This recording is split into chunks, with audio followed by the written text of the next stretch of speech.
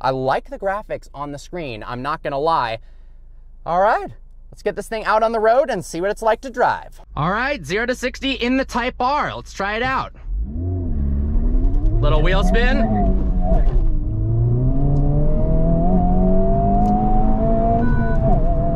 Oh man, once you get to that upper RPM range, this thing really starts to pull. And you'll notice it's got these really cool shift lights right above that horizontal tachometer.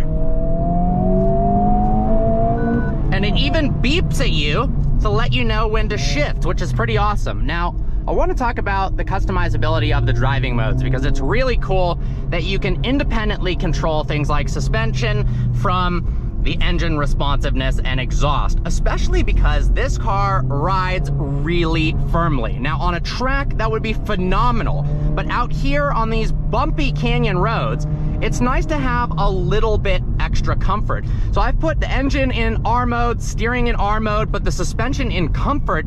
That way it doesn't bounce itself around. Cars like a GT4 RS from Porsche or a GT2 RS out here, while they're so good on the track, they're a little bit jumpy on these types of roads, so it's nice that you could dampen the suspension a little bit. The rest of the car, though, feels incredible. So now we've got it set up exactly the way I want.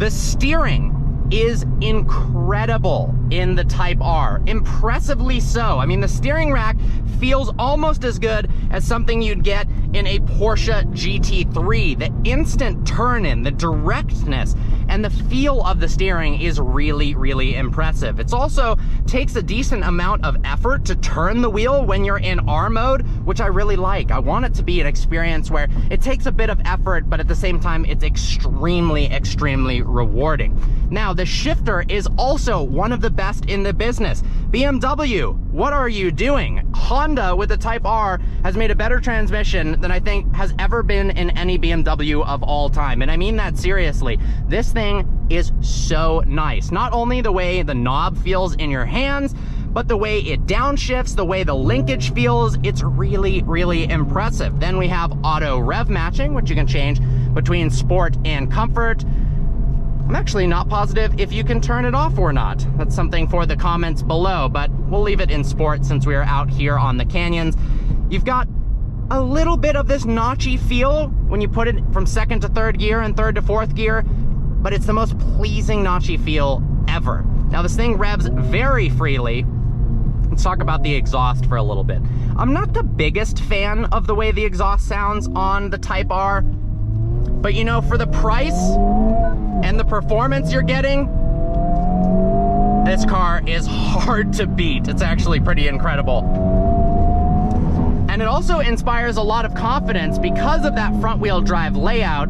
It's gonna tend at the limit to maybe understeer a bit instead of snap oversteer. It's got traction control in a reduced setting, but it's still got a ridiculous amount of grip, even though the surface is slightly damp. But what I like is, if you put it back into comfort mode, this thing is easy to drive. You can commute around town. Yes, the suspension is a bit firm, but if you like a sporty car, then that's honestly a plus. You've got space in the back. This thing is practical. You could use it on a daily basis. But then when you put it into R mode, it actually really comes alive. Now, with a dual axis front suspension, it does a really good job of mitigating torque steer. In front-wheel drive cars with high horsepower, sometimes when you're accelerating, if one wheel gets a little bit more traction than another wheel, it pulls in that direction, or torque steer, where it'll feel like the wheel's trying to pull itself out of your hands. There's not much of that whatsoever, but I will say at the top of the RPM range, when torque and horsepower really start to push you back into your seat and it's got this little bit of torque steer, it actually creates an incredibly fun driving experience that's addicting. You want to push this thing at the limits of its power because that's where it's got this exciting characteristic to it, and it's almost a little bit scary. You know, you don't think that a 315 horsepower car in today's day and age would be scary, but this thing, every moment behind the wheel of the Type R, I've been smiling. It's a bit of a ridiculous vehicle, but I love the fact that they've made the looks a bit more subdued, and the level of performance you're getting for 43, 44, 45 grand is really, really impressive. I love this car. I've had an absolute blast the week behind the wheel. I'm hard pressed to think of anything that they could really improve. Sure, I wish the exhaust sounded a little bit better, but I think they did a fantastic job with the styling. The seats are absolutely perfect. I'm glad there's no automatic transmission option. It's just for the enthusiast. Yes, they could sell more if they made an automatic car. I was thinking about this the other day. They'd probably have 5 times more sales of the Type R if they made one with an automatic. But this car isn't for the average Joe who goes, oh, I don't even know what a Type R is. I think I might get one of those. This is for the enthusiast who knows that the red Honda badge means it's racing inspired, who knows that that R badge means it's a Type R, and for the enthusiast that wants a fun to drive manual car that's not insanely expensive. Getting another car that drives this well with 4 doors is gonna cost you a heck of a lot more money. Well guys, I hope you enjoyed today's video. Like always, please browse the channel and subscribe.